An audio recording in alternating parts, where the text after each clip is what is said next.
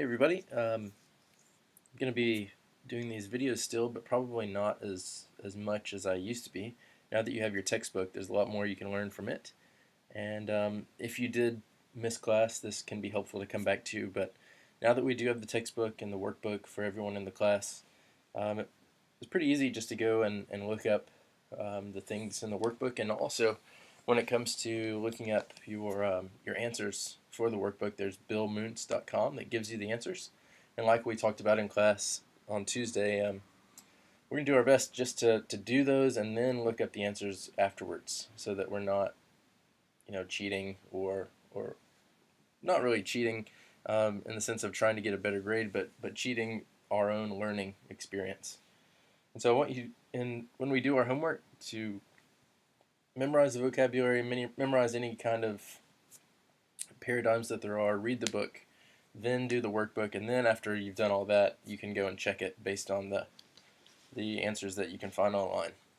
But here's our translation quiz for today. Like I said, I didn't want to have to do another chart for you to write things out, but here's, if you know the chart, if you know the vocabulary, this is applying it in a translation. So number 1 is Apen autois ha Iesus. Number 2, arche tu euangeliu Iesu Christu viu theou. And number 3 is Iesus de apen tus logus. And so if you'll translate those for me, if you're watching this for the first time, just press pause, do that quiz, email it to me.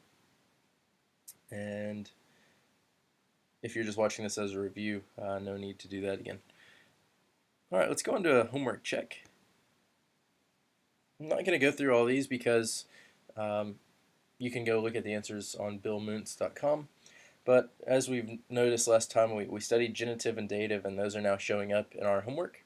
And so number 1, agape. We see the iota subscript. We know that agape is feminine, and so this can tell us feminine, or the case obviously would be dative, number singular, and gender feminine. Lexical form agape, and inflected meaning maybe supply one of those helper words that we have for the dative, in or to or with. Maybe in love, to love, with love, something like that. Number 2, kuriois.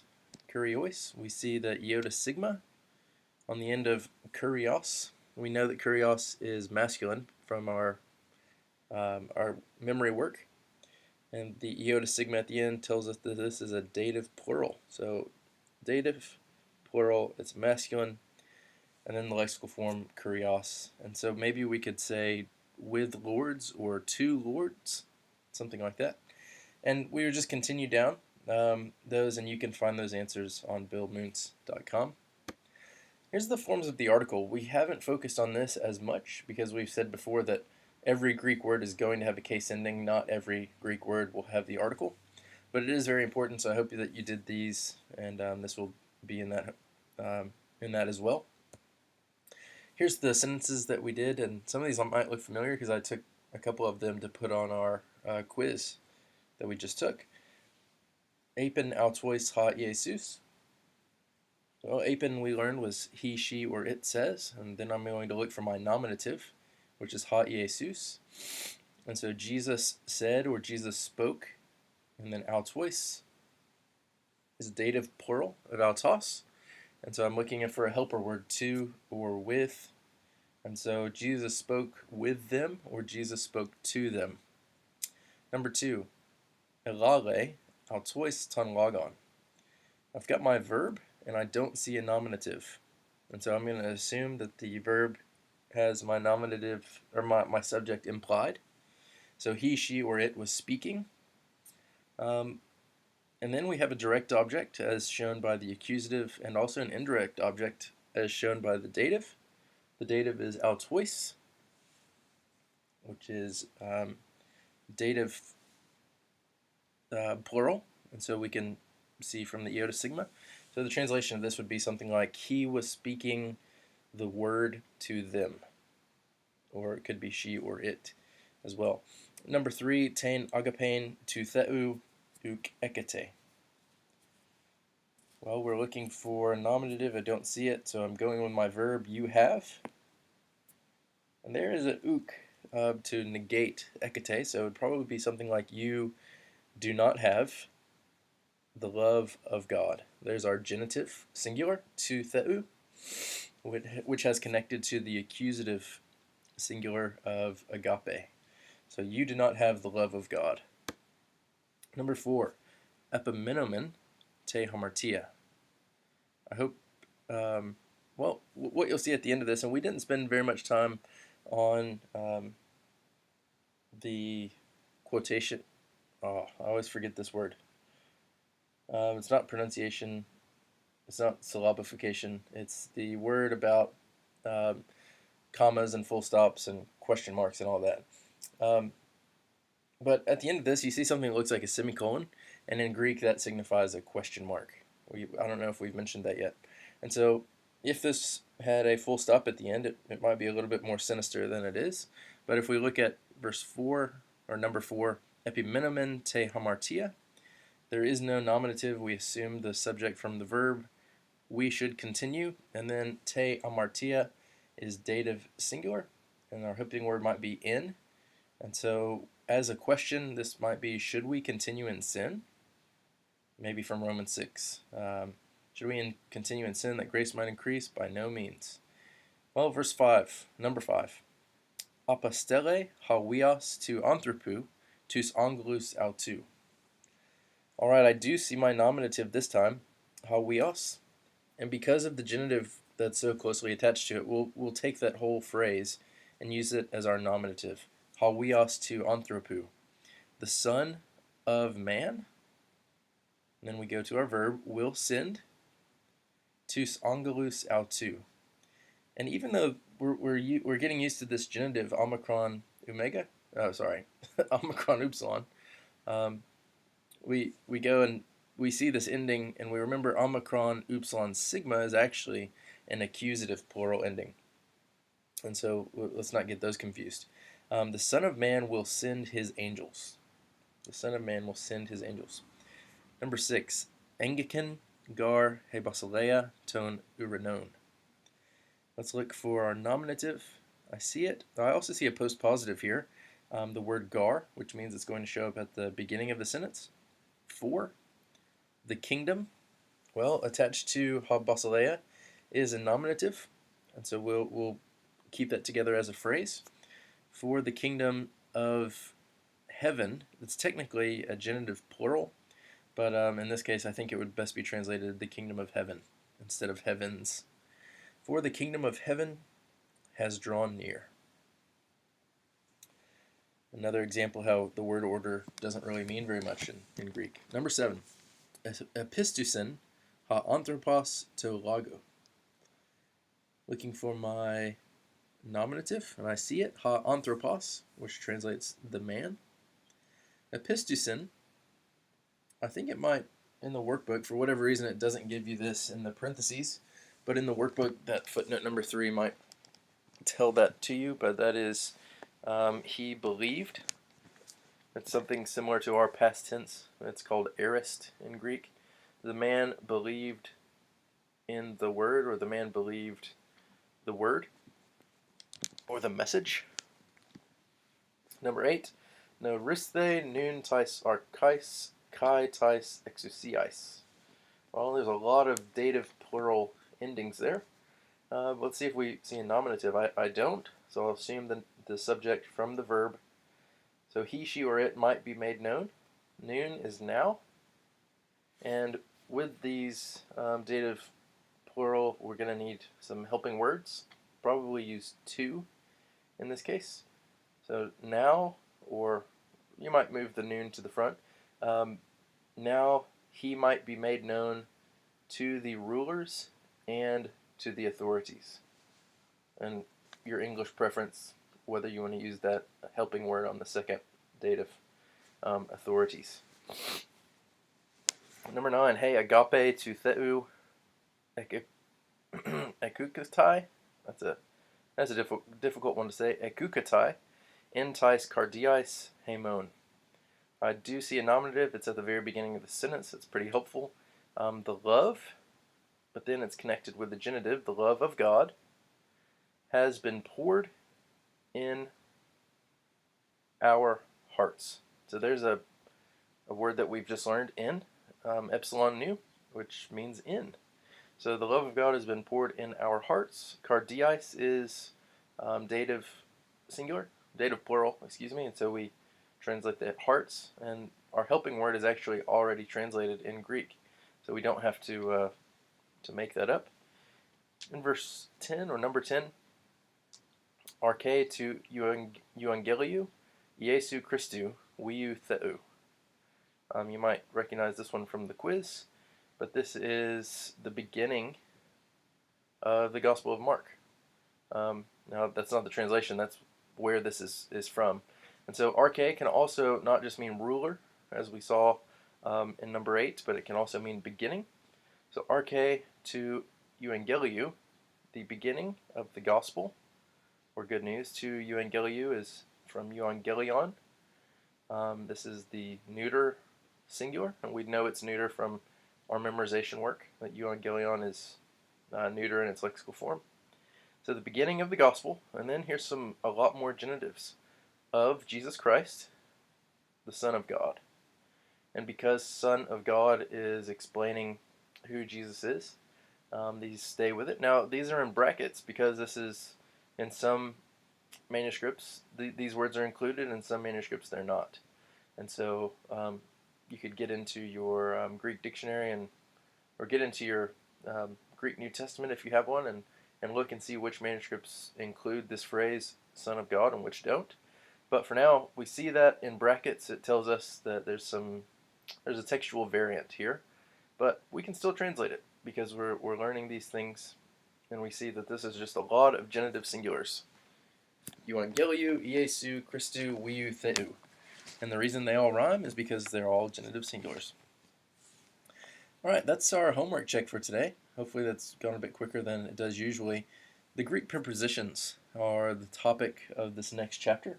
So chapter 8, prepositions, and I thought about maybe throwing in another chapter as well because this doesn't take very long at all, and in terms of lecturing, it's easy for me, very short, easy to do, but it will take some time of memorization and study, so hopefully our class won't go too long tonight, give you a little bit of extra time to get onto your memory work. The meaning of a preposition in Greek depends on the case of its object. And so when we see a preposition, now prepositions aren't going to change, there's no endings to them like we see for nouns or adjectives. And so this word dia, when it's used with a genitive object, it means through. And you'll be able to see that because there's a genitive word close by. With an accusative object, it means on account of. And so these are two different thoughts that we see, but it's going to be the same word, and the only way that we'll be able to tell which of these translations to use is based on the case of the object. If it's an accusative case of the object, we'll say on account of, and if it's genitive, we'll use the word through. You'll see that in our vocabulary with a few different options on our in the definitions that we learn. And so we'll do some practice with that at the end. The next thing, the next really only thing in this chapter is a me. This is your first verb that you're going to learn completely. And this is pretty cool because we're getting into the verbs of the language. This is the most common verb in Greek, and it means I am.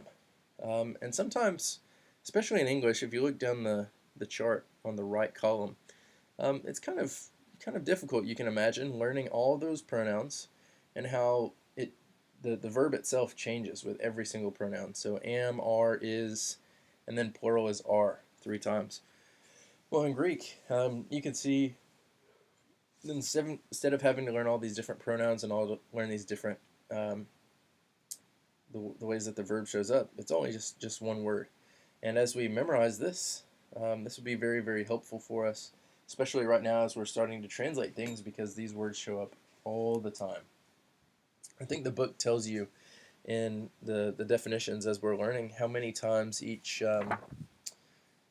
vocabulary word shows up. And if I'm looking at this correctly, let's see if I can find it. A me, this form in one of these forms will show up 2,462 times in the New Testament.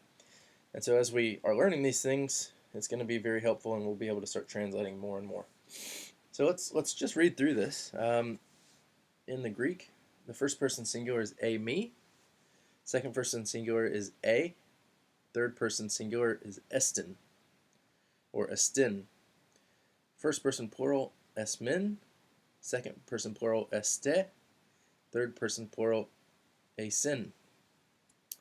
And so as we're seeing these, it's actually interesting when you see these in translation.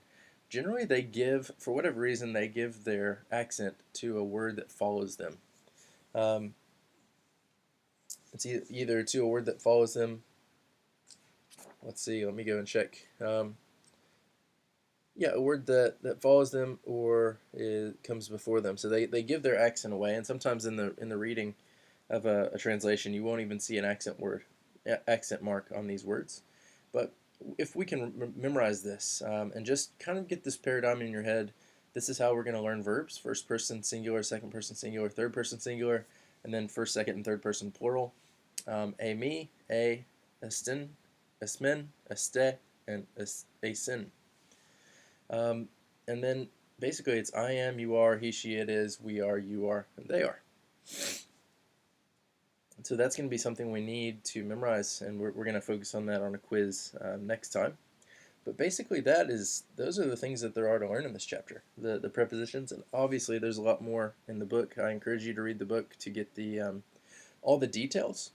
But as we are focusing kind of on a basic summary, trying to fit as much as we can in this 1 month, this is what we'll focus on in our lecture, at least as Greek prepositions and a me. And those are going to be things that you're going to have to study to know those. Let's go through some new vocabulary. I'm going to press pause. I'm getting a phone call at the moment. Let's see if I can figure out how to press pause on this. Can't do it. I guess you guys have to listen to this phone call. Sorry. Hello? Yes, this is John. Oh, doing pretty good. Yeah, I was expecting your call. How you doing?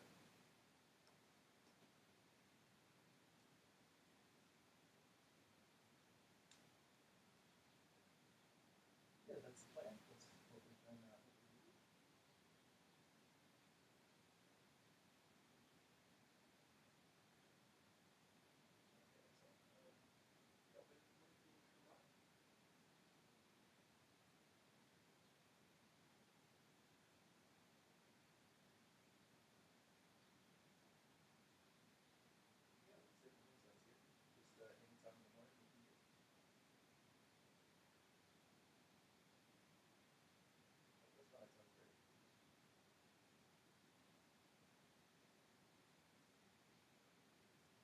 Yep, that's the one.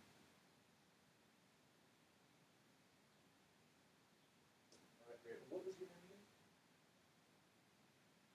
Yeah, okay. I'll be sure to write that down. Thank you, Ken. I appreciate it. All right, cheers. Thanks. All right, I'm back. Sorry about that. Yeah, let's look at some of our new vocabulary. And you'll notice in a lot of these vocabulary, since they are prepositions, you get two different options, or in one case, three different options of how these should be translated based on the case of the object of the preposition. Allah is but, yet, or except. We've seen this before. Well, a different word that is very similar, alos, with the omicron sigma, which is translated other or another. Well, this is a different word altogether, Allah. And in parentheses after Allah, and we'll see this a few times as well, whenever the next verb, or sorry, whenever the word following Allah is starting with a noun, which is very common, for whatever reason, I guess for the way that the Greek would have sounded, they drop the alpha at the end of the word. And so you've got all instead of Allah, and then the next word would start with a vowel. And that's the case all the way through anytime you see something in parentheses. The next word is apa. You can think of words like apostasy. So someone who is apostatized has gone away from the faith. And that can also show up as op or off. And so that will always be with the genitive word. So away from. Dia or di. In the genitive is through. And in the accusative is on account of. I think we mentioned that one already.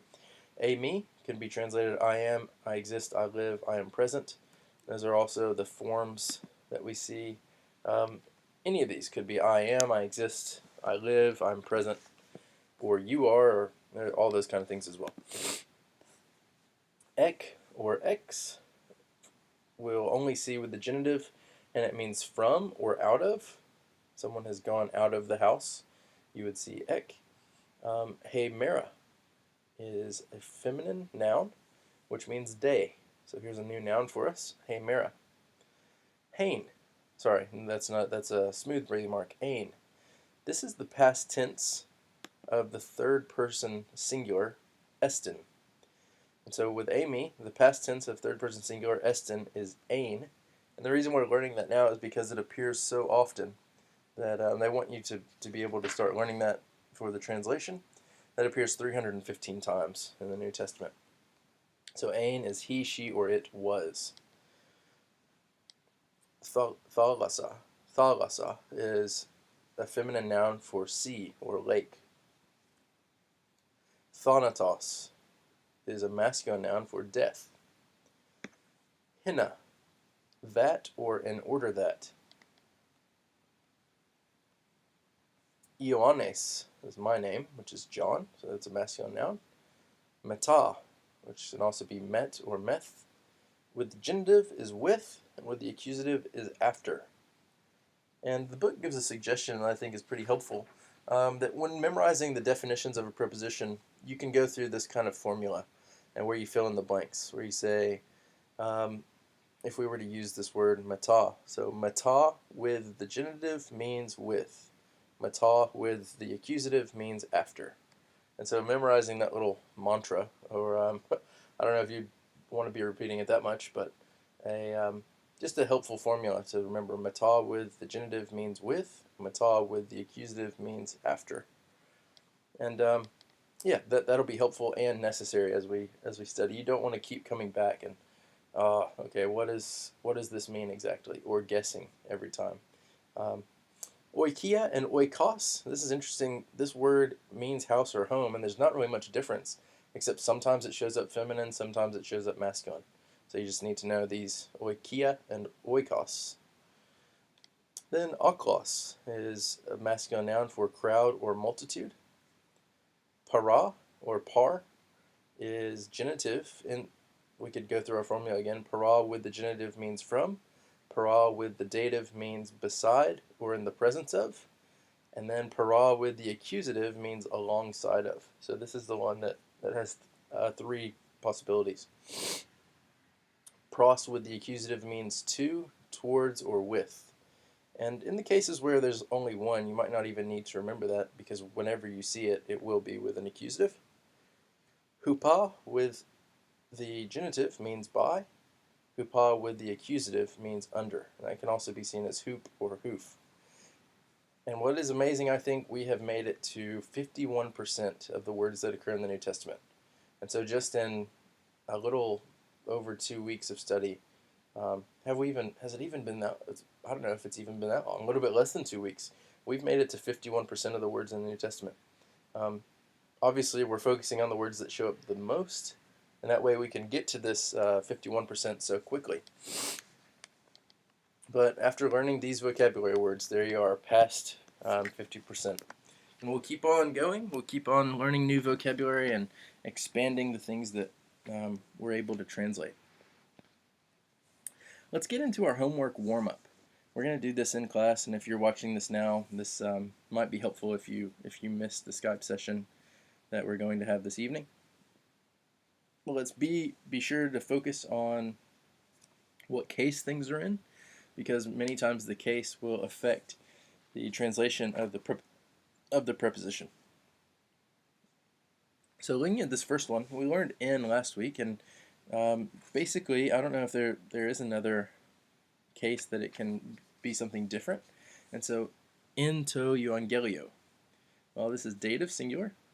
We might use our helper word in, but we don't need to because the preposition gives us that definition. Generally, when we're looking at these things, we use the helper word that we learned last time. Genitive is of, and dative is in, with, or to. We use those if there is no preposition provided. But if there is a preposition provided, we wouldn't double that and say in the gospel or in with the gospel, or we just go with what it tells us. So in to euangelio is in or with the gospel, and without any context, we don't really know if that's what that is, unless there's a preposition that tells us that this is in, which we do have. Eis tein oikion. Well, we learned oikos or oikia is house, and this is showing up with the definite article, which can tell us very quickly this is accusative singular. So eis, if we were to look at our words, eis means in or into. In or into the house. Next, mata to Ioanu. Well, I know the second word is my name, but I also see that it's in the genitive singular. And so if I was to, as I'm learning these things and studying, what is mata with the genitive? Mata with the genitive is with. And so this one would be with John. We wouldn't say with of John. It just, we're since we have a preposition, we'll leave out our helping word that we learned. Delta. Kai ein kurios meta Iosef. You haven't learned this noun yet. That's at the end of the word and end of the sentence, but I think you might be able to transliterate it. Iosef is Joseph. And so let's translate this. Kai ein, we did learn ein is the third person, what we said past, but it's actually called aorist. The third person singular aorist form of a me. Okay, and so our nominative here would be kurios, and the Lord, or a master, and the Lord was ein, meta, with Joseph. And the Lord was with Joseph. It's interesting they give you this word because you've never seen it before, and you're not able to say, okay, yeah, I know that is genitive or accusative, to figure out what meta would mean, but it doesn't make that much sense to say the Lord was after Joseph. This doesn't mean after like we would say it, like, somebody is, I'm going after someone else, it means I'm trying to find them or looking for them. After, in our translations, will always mean literally like a time period later. And so, and the Lord was with Joseph is probably the best translation. But not knowing the translation of Iosef, it's interesting he gave you this warm-up question now. Warm-ups are meant to warm you up and not necessarily, I'm not trying to get you down and say, man, I don't even know that word. And so let's go on to epsilon. Hutos estin ha wios to theou. I think we've learned hutos. I think we looked at that in the vocabulary last week as a pronoun that means this. Estin is third person singular from a me. This is. And then we have a nominative. Ha wios to theou. This is the Son of God.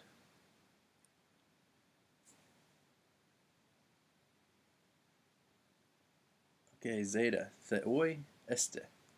Theoi este. Here's our nominative. But sometimes when we have a nominative, it might not always be the subject of our sentence.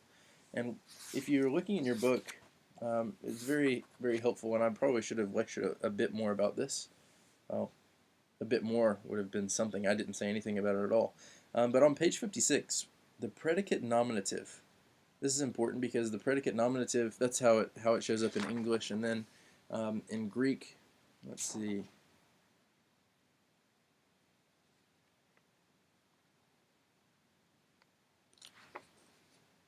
Where does this show up? Where do I see it? Oh yeah, on page 60, figure 8.1.5. So we're in chapter 8, and then 15 is the predicate nominative. And so sometimes you get two subject. You're looking at the nominative and saying, Okay, so far all I've learned is that the nominative acts as a subject. Well, the nominative can also act as a predicate nominative. And let me read what this says. It says, the second function of the nominative case is the predicate nominative. Just as it is in English, a noun that follows a me is not receiving the action from the verb, but is rather telling you something about the subject. And so the word in the nominative case, in this case, what we're looking at, theoi, is not telling us the subject, is actually telling us something about the subject. And so este, we know from our chart when we're looking at me, this is second person plural, which is you are, or you guys, or y'all, however you would say that. You guys are, and then we have the nominative plural gods. You are gods. And looking at that, we would say, okay, that's difficult because I see my nominative, and generally I would take that and put it as my subject. And so I could say gods, you guys are. But as we say that, and in our translation, we think, okay, that would make more sense as a predicate nominative to say you guys are gods. And so a predicate nominative is just a nominative that shows up after the verb to describe something about the subject. And even though we do have a nominative, we're going to go with the implied subject from our verb, you guys, or you are gods. We'll talk a bit more about that. I hope you'll be in class. And that's the thing about being in class as opposed to watching this video. You get to ask questions. I get to ask you questions to see if everybody's getting what I'm saying. And we will spend a little bit more time. Hopefully class isn't as long as these videos are, but we will be able to really focus on the questions that you guys have. Ada, ha theos agape estin. Well, look at this. I've got more than one nominative, ha theos, and then agape is nominative as well. So one of these is probably the subject, and one of these is probably the predicate nominative. And my verb is estin, which is third person singular, which would be translated he, she, or it is. So I would translate this, God is love. And that's our homework for today. I was going to put a picture on here, but I forgot to. So here's a picture of two random kids. I was going to put a picture of a Greek manuscript, and then I decided let's give you guys a shorter class today, so you can have some time to catch up on homework, catch up on some study. If you have any questions and you weren't able to be in class, please email me. Please give me a call. Be happy to talk about these things. Don't feel like you'd be troubling me. I'm a bit of a nerd, and I enjoy this kind of stuff. Appreciate you guys working so hard. Please keep up the good work. Our homework for next time, just like our homework for this time, I just want you to do the parsing that shows up in the workbook for this chapter, chapter 8, and also the translations 1 through 10. We've already done the warm-ups together, and you can write those out if you'd like, but just the parsing in 1 through 10, and then memorizing our new vocabulary as well. And that will probably be what takes the most time. You need to learn this chart, me, estin, esmen, este, asin, and then we really need to know the vocabulary, especially these prepositions that have two possibilities, because as we're translating our stuff, these will show up. So in order, learn this chart, learn the new vocabulary, read the book, and then do the exercise pages in the workbook. And then after all that, after you've done everything, you can go and check the answers from billmoons.com. All right, thank you guys very much. Hope you have a good rest of the day, and I'll end this recording now.